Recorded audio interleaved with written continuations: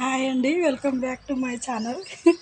ఏం లేదు, నేను విలేజ్ వచ్చేసిన ఈరోజైతే.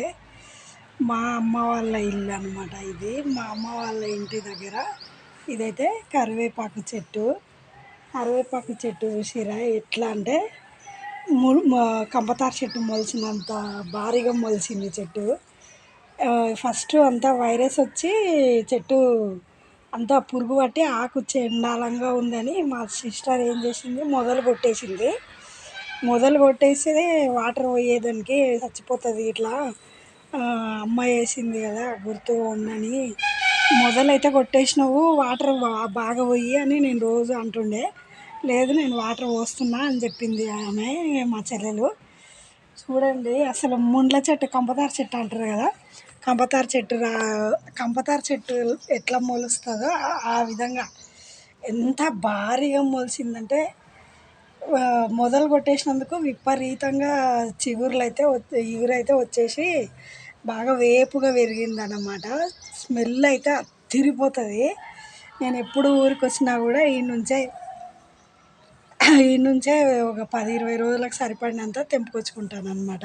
కరివేపాకు చెట్టు, కరివేపాకు అయితే స్మెల్ అదిరిపోయింది. ఆకులు సన్నగా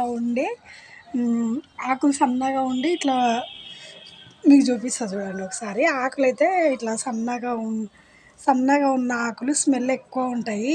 ఇసరంగా వేపాకులాగా పెద్ద పెద్దగా ఉంటాయి కదా, అవైతే స్మెల్ ఉండదన్నమాట. ఇదైతే చాలా స్మెల్, అసలు ఎంత స్మెల్, పప్పులో వేస్తే కమ్మటి వాసన.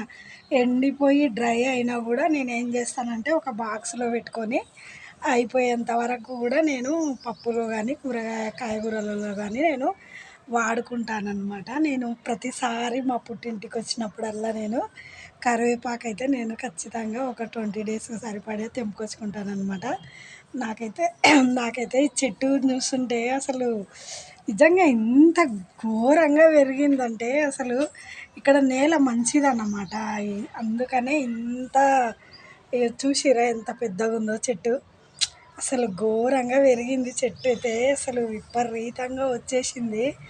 నాకైతే బాగా నచ్చిందన్నమాట.